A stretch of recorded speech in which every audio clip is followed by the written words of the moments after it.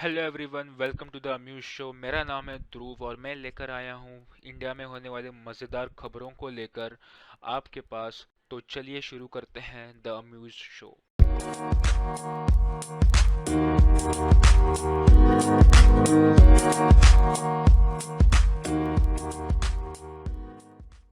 The Amused Show. तो पहली खबर है बम्बई से। तो जैसा कि आप सबको पता है कि मानसून शुरू हो चुका है, जून का महीना चल रहा है और बम्बई इतने सारे चीज़ों के लिए फेमस है और उसमें से एक है मुंबई मानसून, मुंबई की बारिश। तो मुंबई करो के लिए मुंबई की बारिश शुरू होती है, बहुत ही मीठी मीठी, बहुत ही प्यार भरी और बहुत ही महफिल का माहौल होता है शुरू में। लेकिन कुछ दिनों के बाद ही ये जो माहौल होता है वो मातम का माहौल बन जाता है, लोग परेशान हो जाते हैं। लेकिन इस बार जो है ऐसा बिल्कुल नहीं हुआ है। इस बार बिल्कुल शुरू में ही माहौल बिल्कुल ही ख़राब है। मुंबई में 9 तारीख को पहली बारिश हुई और उस बारिश में वाटर लॉगिंग देखने मिली। कई जगह ट्रेन फंस गए, लोग परेशान हो रहे हैं और दिक्कतें आ रही हैं लोगों को। और बीएमसी ने कहा है कि बीएमसी ने उनका काम किया था, पर बारिश ही इतनी तेज़ हो गई कि उनका जो पूरा काम था साफ हो चुका है। वाटर लॉगिंग के बाद जो बड़ा सवाल आता है वो है मैन होल्स का। और ये जो सवाल है ये बहुत ही सालों से चल रहा है, इसका कोई उपाय किसी भी सरकार को नहीं मिला है।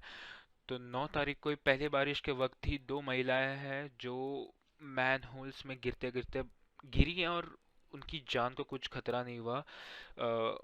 और ये जो इलाका था भांडुप का इलाका था और वहाँ पे बिल्कुल भी कोई साइन नहीं थी कि यहाँ पे मैन होल्स है। जैसे कि रेलवे स्टेशन पे लिखा होता है कि एक पैर एक वक्त पे एक ही पैर उठाए, ऐसा कोई भी साइन नहीं था जिससे कि किसी को पता चले कि यहाँ पे मैन होल है। और मैन होल्स का जो मामला है ये सिर्फ बारिश के वक्त का मामला नहीं है, बारिश के अलावा भी मैन होल्स की वजह से बहुत ही लोगों ने अपनी जानें गंवाई हैं। और ये तो ऐसा हो गया कि कोविड से बचे और मैन होल्स में अटके मुंबईकर जो है उन्होंने वाटर पार्क जाना बंद कर दिया है। वो लोग अभी पेट्रोल और डीजल बचाते हैं और मानसून का इंतज़ार करते हैं। पूरे शहर में पूरी पूरा शहर वाटर पार्क का आनंद लेता है हर साल। अगली जो खबर आ रही है वो आ रही है यूपी से। मीना कुमारी नाम की एक महिला है, ये वो एक्ट्रेस की बात नहीं कर रहा हूँ मैं है एक यूपी के विमेंस कमीशन की सदस्य हैं और उन्होंने कहा कि लड़कियों से उनके मोबाइल फ़ोन्स छीन लेने चाहिए, नहीं तो वो लड़कों के साथ भाग जाएंगी। और पेरेंट्स ने उनके लड़कियों पर नज़र रखनी चाहिए और देखना चाहिए कि वो अपने फ़ोन्स में क्या कर रही हैं, किससे बात कर रही हैं, कितने लड़कों से बात कर रही हैं। तो ये उनका जवाब था जब उनसे पूछा गया कि यूपी में महिलाओं के अगेंस्ट इतना क्राइम हो रहा है, इतना ऑपरेशन है, इतना अत्याचार और रेप केसेस सामने आ रही है यूपी में। तो इसको रोकने के लिए इसका उनके पास क्या सोल्यूशन है और इसकी वजह क्या है। तो इसका इन्होंने ये जवाब दिया। तो 1973 में पहली बार फ़ोन्स का आविष्कार हुआ। उसके पहले ना ही किसी महिला को कोई ऐसा अत्याचार हुआ है, ना कोई ऑपरेशन हुआ है, ना उन पे कोई उन पर उनका रेप हुआ है। तो फ़ोन्स की वजह से है और फ़ोन पे लड़कियां बात करने की वजह से है। लड़कियां जो फ़ोन्स पे बात करती हैं उनकी वजह से ये सब चीज़ें हो रही हैं, ऐसा इनका कहना है, मेरा नहीं। पहले के ज़माने में अगर आपको भागना है तो आपको चाहिए होते थे दो पैर, ट्रेन या बस की टिकट, फिर आपका सामान, ज़रूरी सामान और ऑफ कोर्स लड़का।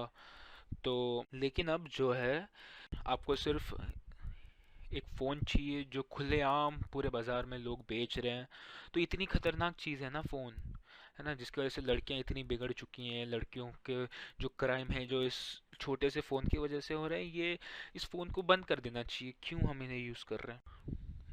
मुझे तो उन पे इतनी दया आती है क्योंकि उन्होंने सारी उम्र यही सोच के निकाल दी कि ये जो महिलाओं के ऊपर सॉरी मुझे हंसी आ गई, ये जो महिलाओं के ऊपर ऐसी चीज़ें हो रही हैं वो एक फ़ोन की वजह से हो रही है। ना ना कोई मर्द दोषी है ना कोई और, ये सिर्फ महिलाओं की वजह से है।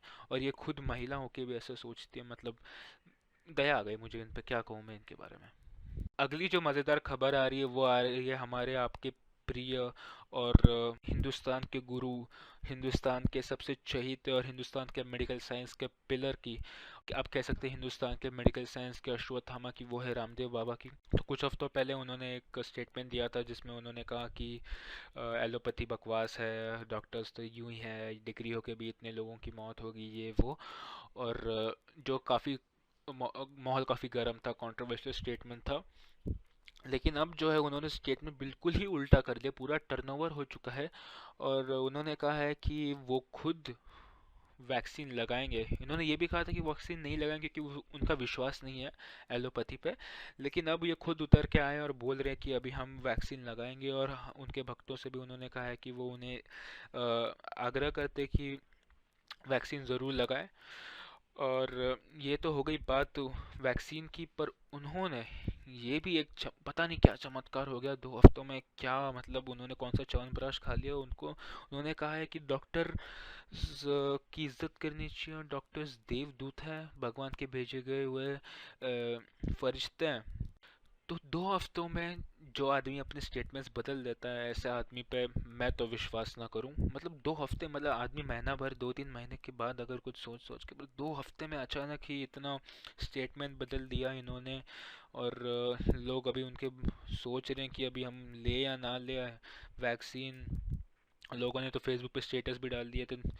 तो अभी तो उनके लिए, जो लोग भगते हैं उनको फॉलो कर, उनके लिए बड़ा दिक्कत का माहौल है। तो दोस्तों ये था आज का अम्यूज शो। फिर मिलेंगे कुछ ही दिनों में मज़ेदार खबरों के साथ। और डेली न्यूज़ वाया मीम्स के लिए इंस्टाग्राम और ट्विटर पे द अम्यूज को फॉलो करें, हर वो प्लेटफॉर्म पे फॉलो करें। द अम्यूज शो को स्पॉटिफाई हो, गूगल पॉडकास्ट हो, और देखते रहिए द अम्यूज शो।